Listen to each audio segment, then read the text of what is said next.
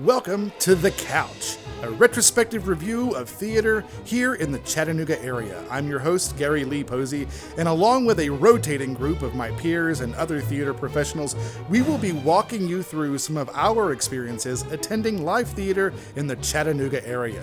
You know, when I was in high school and just getting involved in the theater world, I thought everything I saw was amazing. Then I went to college and studied it.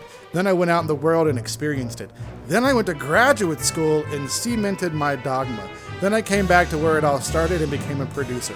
All of that made me watching theater very difficult. Even the shows I directed were difficult to watch. I was too critical and too vulnerable. So what's changed? Well, one of my missions with the Ensemble Theater at Chattanooga has always been to make the audience have greater expectations for their theater experiences, to influence us artists to push the envelope on subject matter, to engage your imaginations, to make you want to continue talking about your experience over coffee at the breakfast table the next morning, to be unforgettable.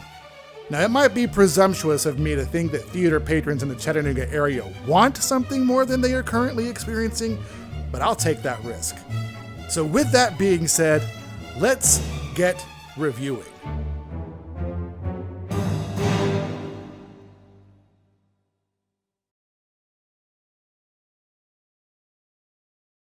Right. Yeah. So in LaMancha, which is what we're talking about, the Man of LaMancha by the Colonnade players, that we recently saw.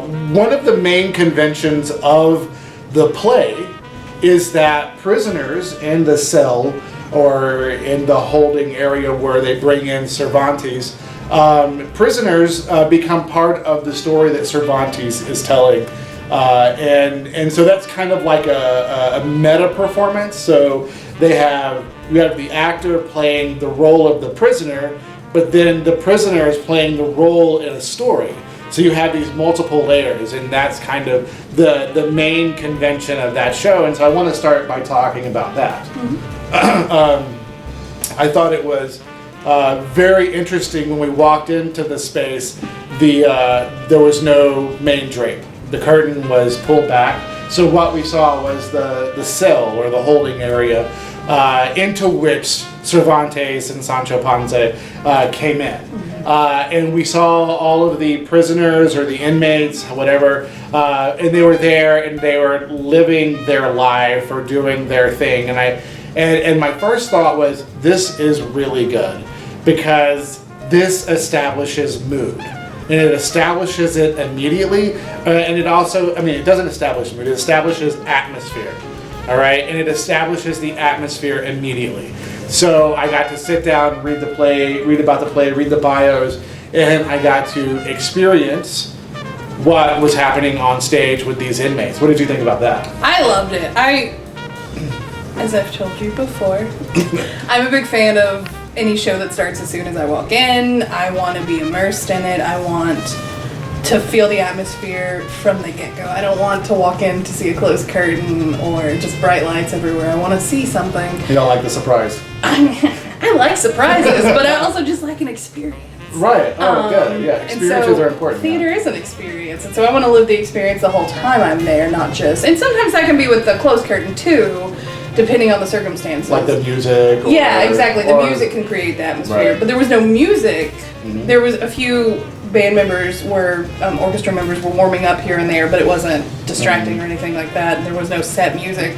I really liked it because I really like to be pulled in early. Right. So, and I guess the challenge with doing something like that is how then do you transition from that moment, that experience, into the actual performance of the play, like where the book starts based on the playwright or the composer or whatever. If you walk in and you see the atmosphere, how does it transition when the play starts? And I guess for me, that's where I started getting a little bit lost in what the purpose of that moment was, that experience of seeing the stage from the get-go. I kind of got lost as soon as the show started because I guess they held house for a little bit the night that we went. So one of the inmates was who did a guitar solo, a beautiful guitar solo. Oh yeah, it was very nice. You know, but he was sitting ready to start the solo like for about 5, 6, 7 minutes on stage, and you're watching that, and again, that's like everything that happens on stage you think is part of the experience, is part of the story. And so, you know, you see some people playing chess, we saw someone laying down and some other guy come over and like forcefully get him out of the bed, which started a little storytelling, but these moments were like not carried through the rest of the show. I felt like, you know, once the play started, then we lost whatever idea was going for in the beginning. Yeah, I would say the whole entrance, it set up the atmosphere very nicely of the prison, and that it didn't set up the story to me very much, because everything they were doing was just a day in the life. It wasn't like, oh, now I see kind of what this guy's going to be about, or oh, I see where this character could possibly go. Right. There wasn't any of that for me. You're right. Well, and if you didn't know the story, then you wouldn't be able to know what was coming. Right. So there's a great opportunity here, I think, for the actors and the director to really start to set things up for the audience immediately. Mm-hmm. And I feel like that opportunity might have been lost. I think it was.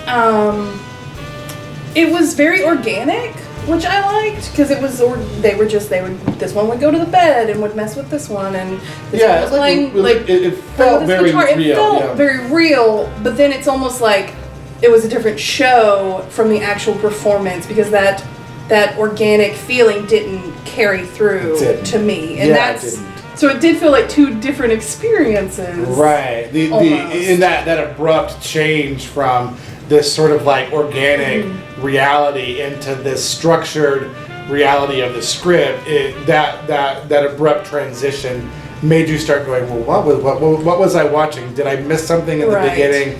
And one of the things I think that James, the director, did very effectively was, you know, there were like bad guys in the story, clear bad guys, very obvious bad guys. Yeah, and they were always the same prisoners, and then there were good guys and clear good guys, and those were always the same prisoners. And you know, I think like one of the performances that for me really stood out was the Padre, but also the man who played all the women, you know, who played the mother and the innkeeper's wife or whatever. And I just, you know, like, I really enjoyed both of those performances for different reasons. Yeah.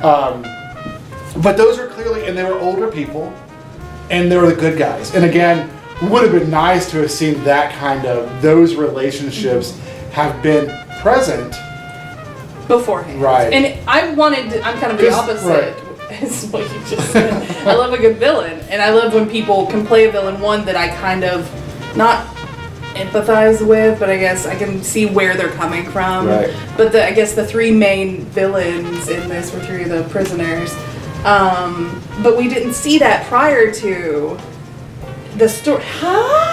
Oh, that's we didn't see that part of the story, right? Yeah, we didn't see that part of the story beforehand, and so when they became the villains in the story, I was like, are they the bad guys, or are they just playing bad guys? I want to know what they are prior to, so I kind of had that experience, just the opposite of you, sweet angel. Okay, well, this is a good time to transition. This is our co-host, our precious cat, our mascot, our mascot. Block that. Oh, hello. Okay, so if you could sum up your experience in one sentence, what would that sentence be like? I said firm and resolute commitment will outlast the trivial and forgive the unfaithful and pay off in the end. Ooh. That's a big sentence. Ooh. That's probably more than a lot. This is the first time that I'm doing this. I did. 3 weeks of work. I came home and I wrote a journal about seeing the show, and I put that in there. So it's not going to be nearly as what is it? Intellectual. I would just say that sincerity, commitment, and honesty will carry a show a really long way, especially when it's somebody's introduction to that show. Mm-hmm. Oh, great! Because I've never seen it before, and I think overall it was a very well done show, but just certain performances had so much, how I harp on sincerity from actors. And so certain performances really had so much I know that, and now they know that. I harp on sincerity. It's a big thing with me, but certain performances just kind of blew me away with how honest they were, and just sucked me into the story even more. And I didn't feel like it was, usually when I'm sitting in a show I feel like, I've been sitting here for an hour, the seat is not comfortable, what's that in the corner, I'm cold, but I didn't get distracted. Another good point where we can talk a little bit about costuming and how effective it is, because while the men were very period dressed in a very period appropriate outfits, I should say. They all look really nice for me to be in prison. But then they did look very clean. And I was like, maybe they're all new. Right. Well, I can justify that. I'm like, maybe they're wealthy and they're just in prison for white collar crimes. Or very clean. But then someone did say, they're murderers, thieves, and da-da-da. And I'm like, they don't look like murderers and this. But that's not, the costumes were period appropriate, so it sets that. Mm-hmm. That was one thing. But with Aldonza, again, the actress was very thin and small, and costumes of that period would have definitely, women and peasants would have had very full skirts, petticoats galore, really. And I think if costuming had helped Aldonza occupy more stage space, she might have been able to be more engaging and to be more noticed. Well, and the color too.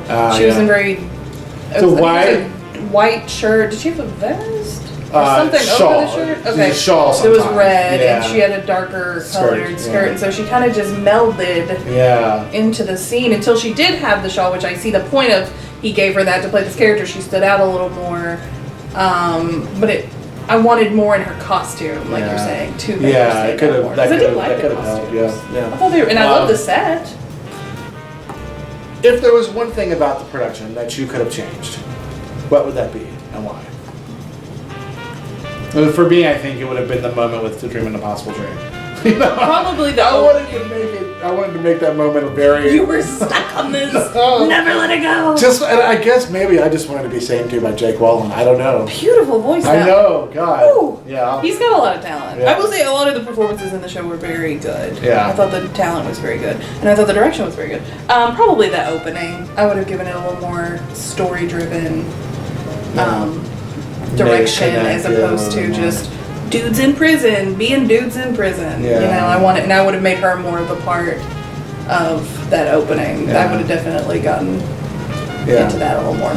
All right, well, cool. Well, thanks, Casey. Can't wait to sit an extra with you, and we'll do this again tonight. Why are we doing that? We need to make it like it's like weeks. Spoiler alert! Spoiler alert! We're seeing us tonight. Okay, so up next for the Colonnade is Mamma Mia. Yeah, I think it opens in the middle of September, so hashtag don't miss it. All right. No, don't cut that out. I like that. I hate hashtags. Hashtags are too good. And I'm 43. Keep that, right? I don't know. Well, so from me and Casey and our kitty cat friend who joined us for a little bit, we'll catch you next time on The Couch. I just want you guys to remember, don't let our compliments inflate your head, and don't you dare let our criticisms deflate your heart. Keep creating. Here's the convention, now you pick it up on your own. Do you know what I'm saying? Yeah. Or maybe that was just me. No, I didn't feel a transition. It's one of those weird, I'm a theater person who, sorry if I seem distracted, this chubby cat is adorable.